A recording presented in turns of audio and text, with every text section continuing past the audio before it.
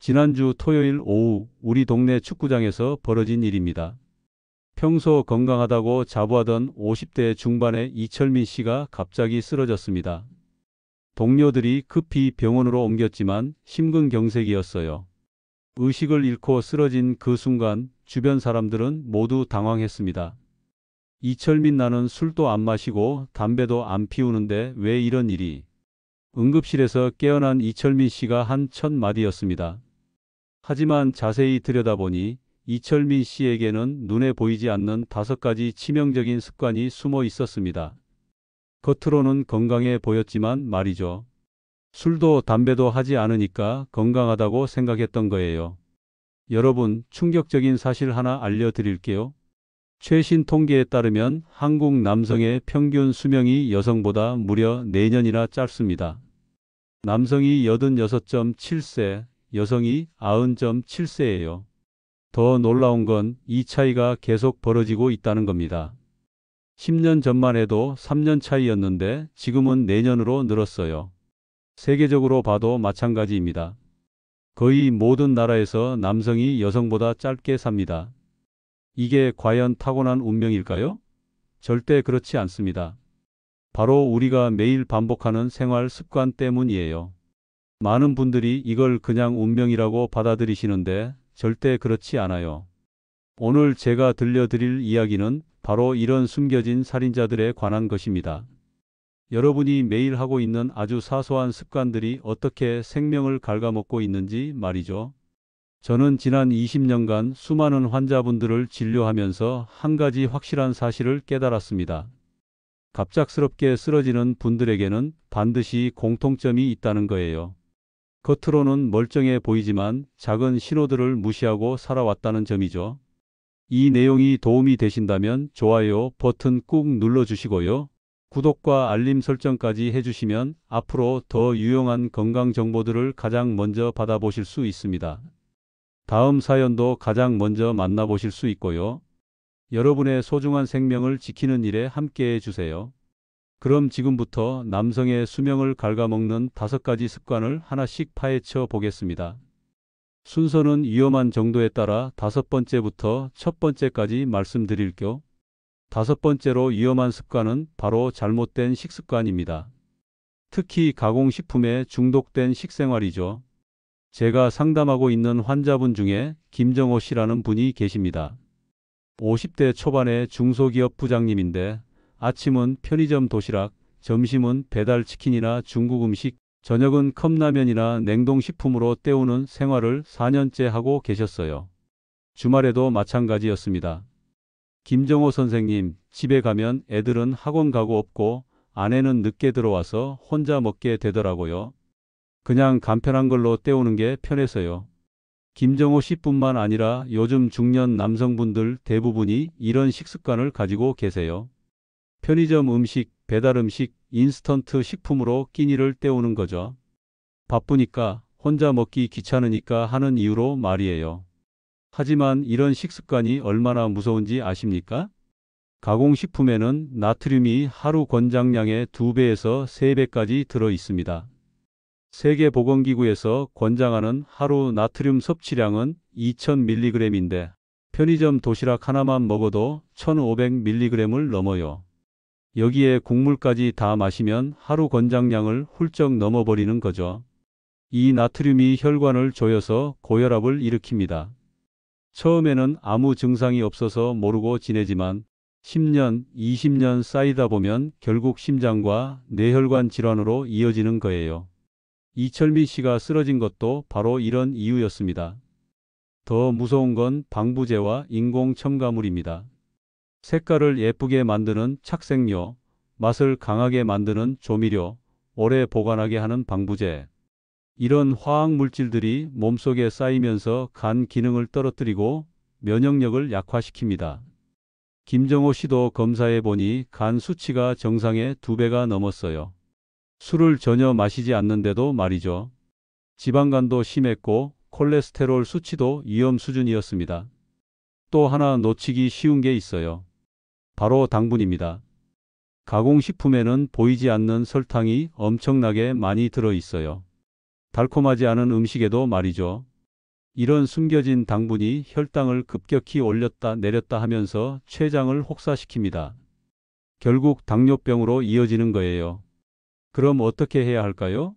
완전히 바꾸려고 하지 마세요. 그러면 며칠 못 가고 포기하게 됩니다. 작은 것부터 차근차근 시작하면 돼요. 먼저 일주일에 3번만 집에서 밥을 드세요. 거창한 요리할 필요 없어요. 간단한 된장찌개에 김치, 계란 후라이면 충분합니다. 팝솥에 밥만 해놓고 냉동 만두 끓여 먹는 것도 컵라면보다는 훨씬 낫습니다. 편의점에서 삼각김밥 살 때도 뒷면의 영양성분표를 확인해 보세요. 나트륨 함량이 적힌 걸 보고 낮은 것부터 골라보세요. 처음에는 맛이 싱거울 수 있지만 일주일만 지나면 적응됩니다. 장 볼 때는 이렇게 하세요. 매장 가장자리부터 도세요. 채소, 과일, 생선, 고기가 있는 곳 말이에요. 신선한 재료들이 있는 곳이죠.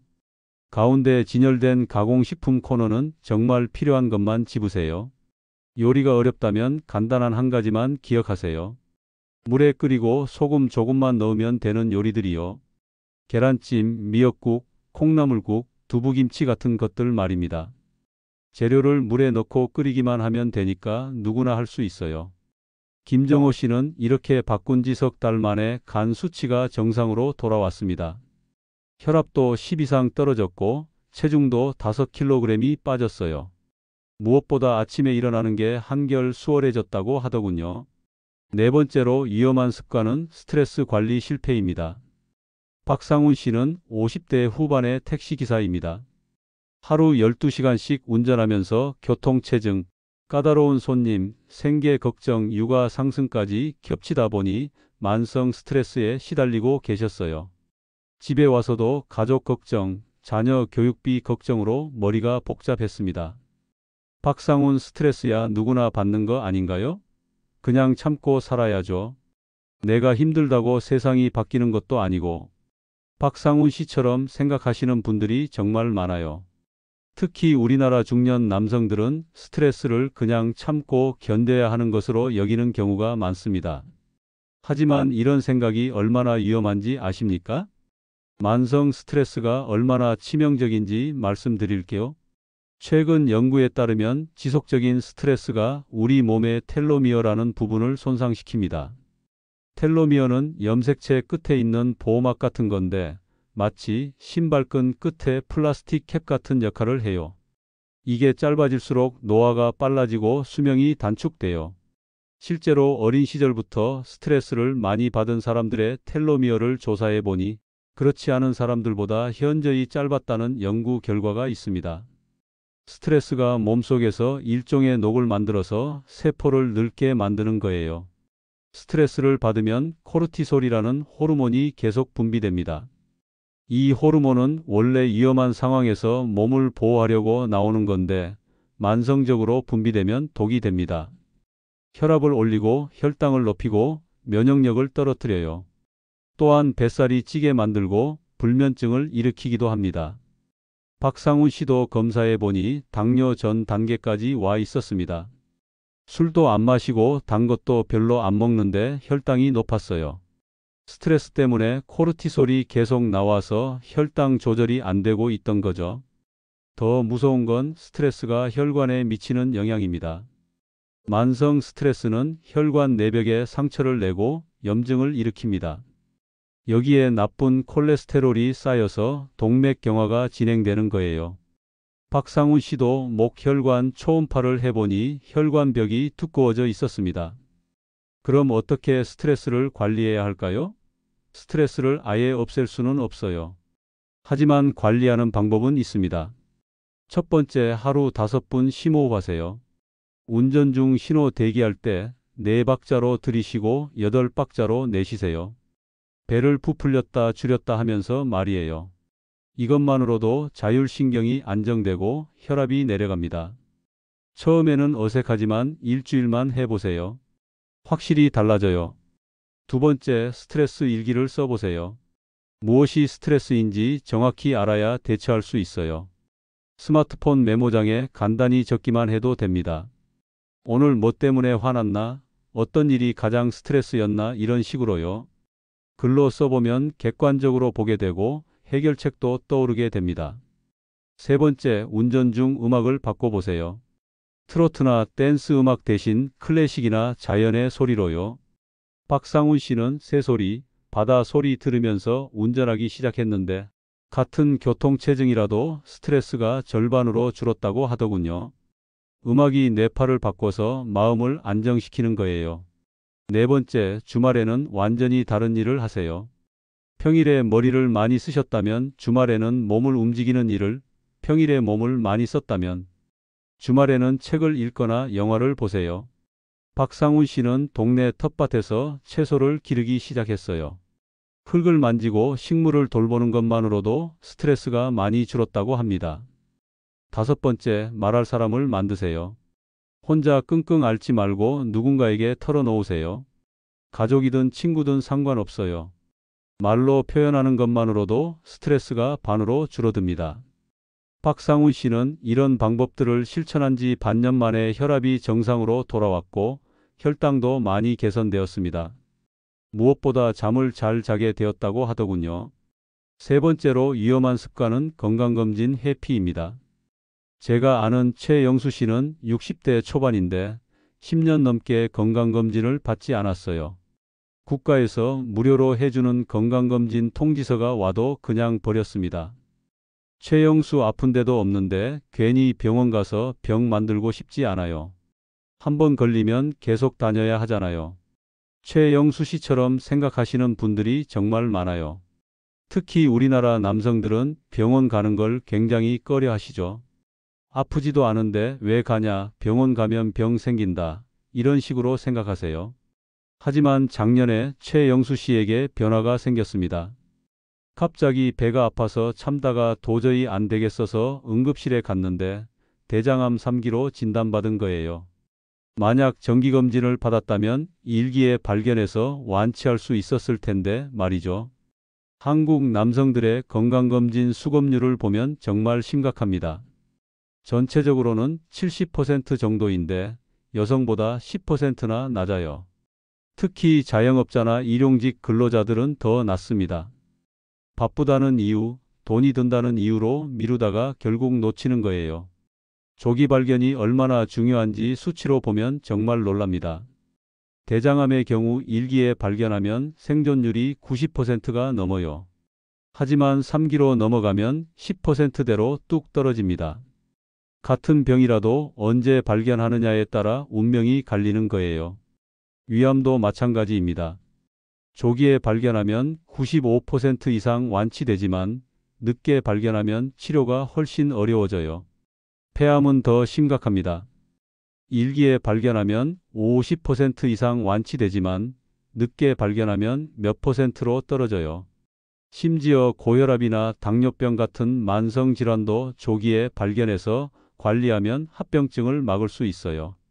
하지만 모르고 지내다가 합병증이 생기면 돌이킬 수 없는 상황이 되는 거죠. 그럼 어떻게 하면 검진을 쉽게 받을 수 있을까요? 첫 번째, 국가건강검진부터 시작하세요.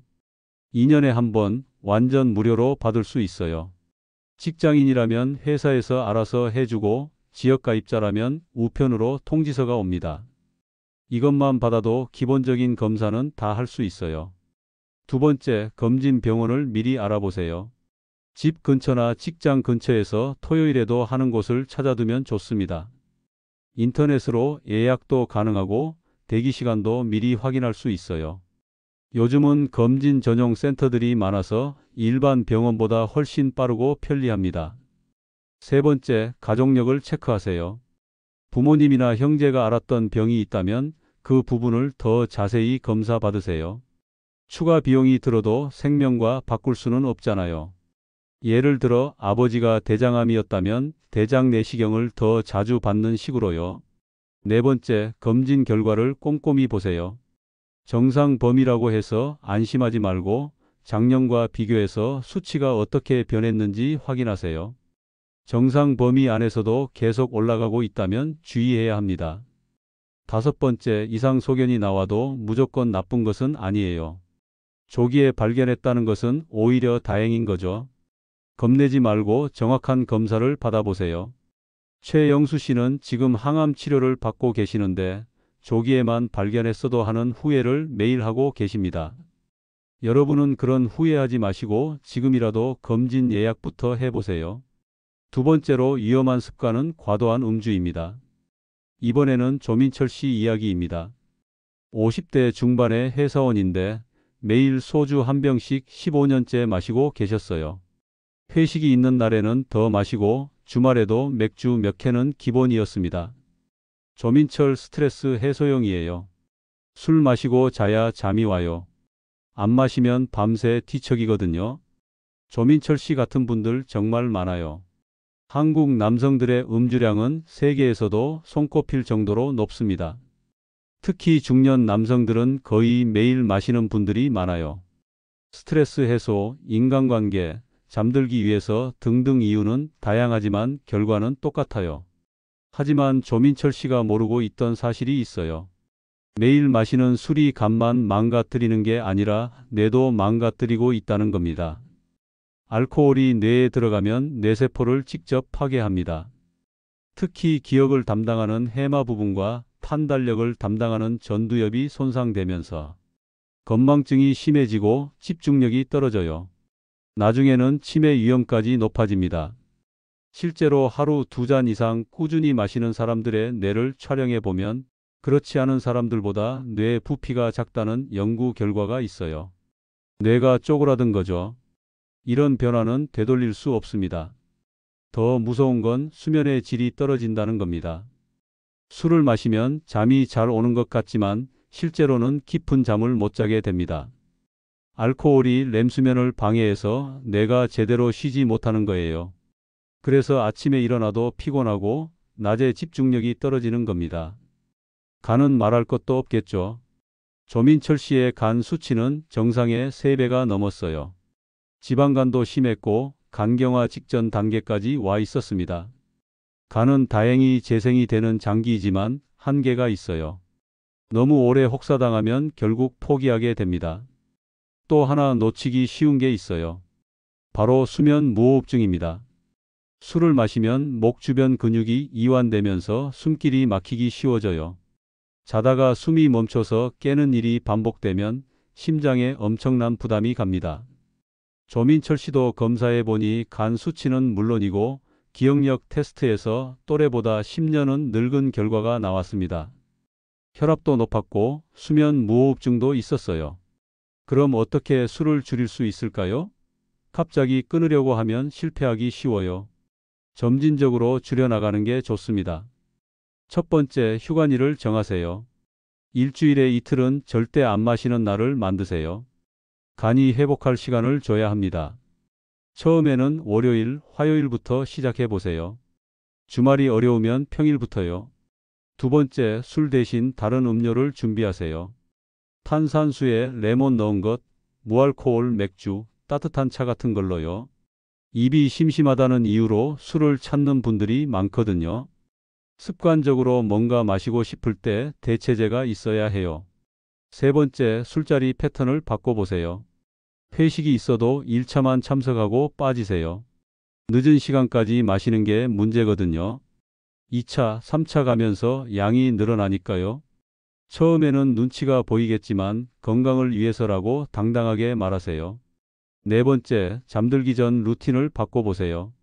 술 대신 따뜻한 우유나 캐모마일 차를 마시고 가벼운 스트레칭을 해보세요.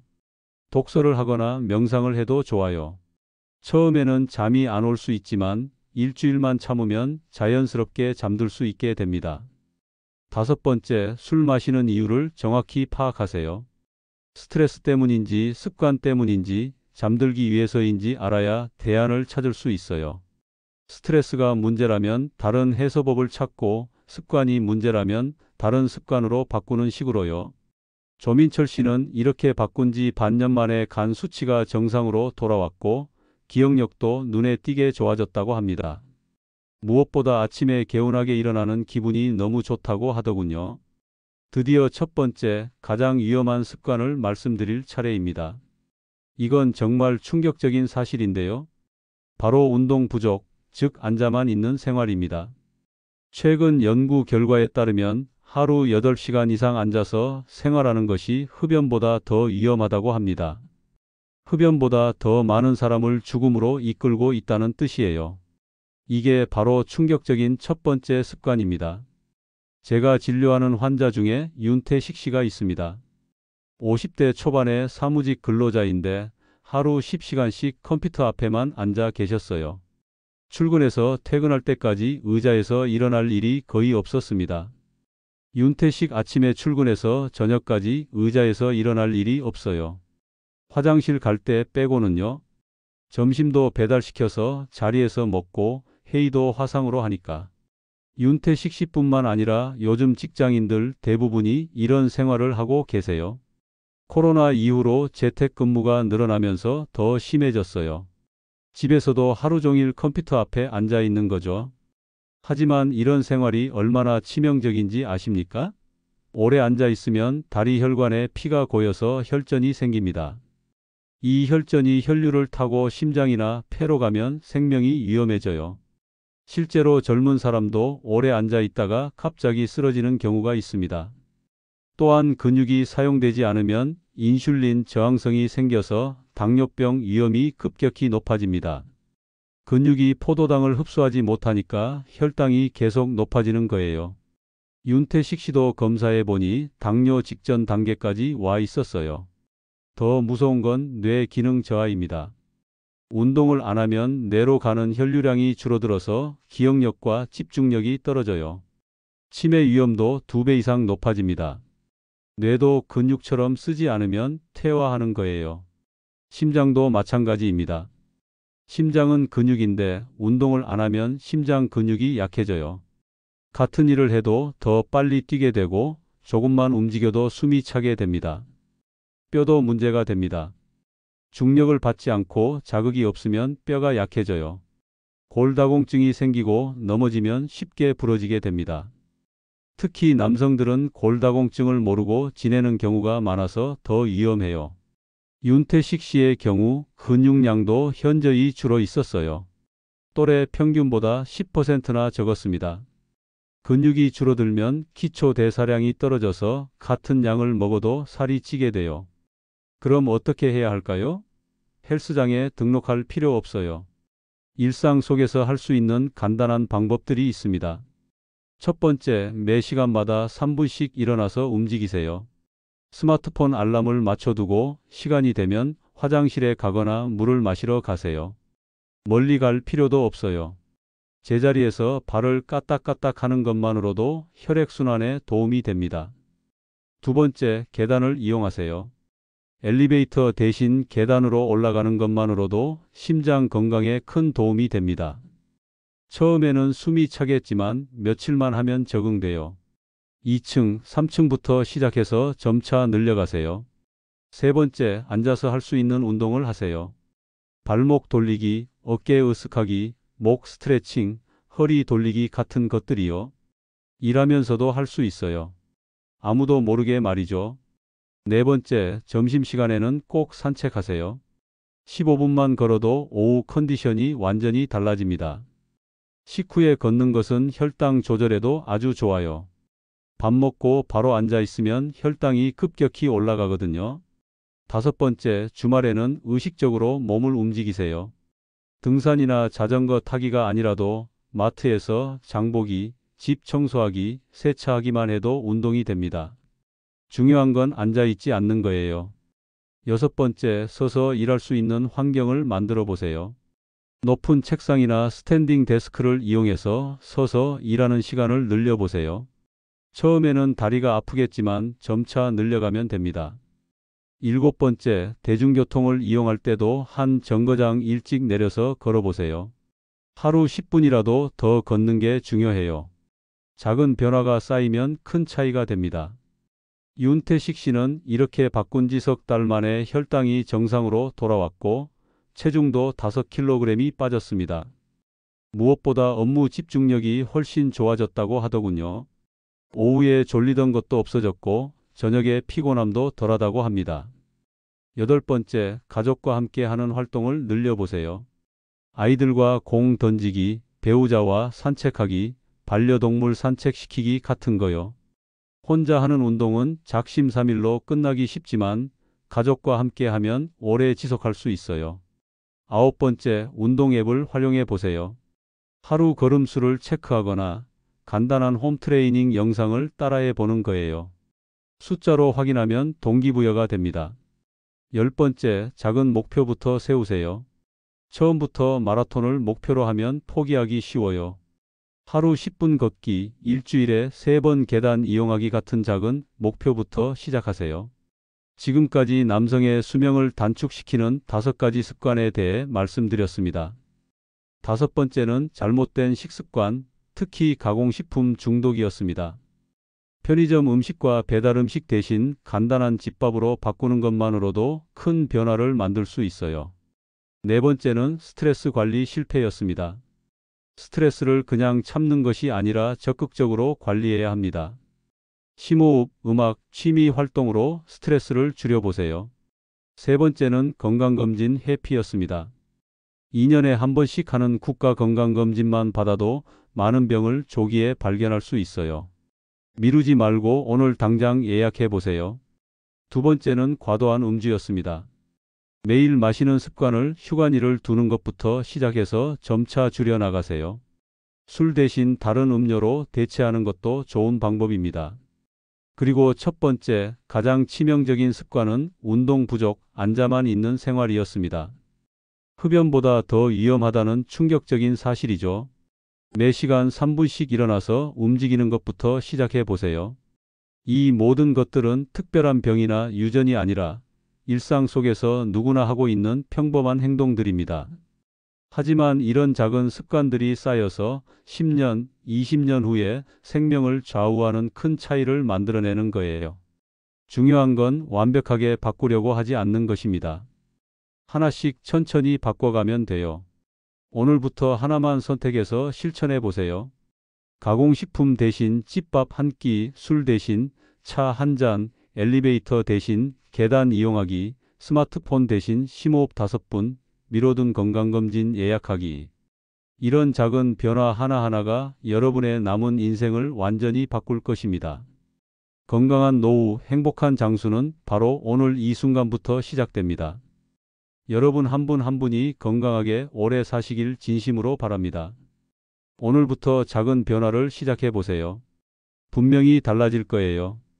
감사합니다.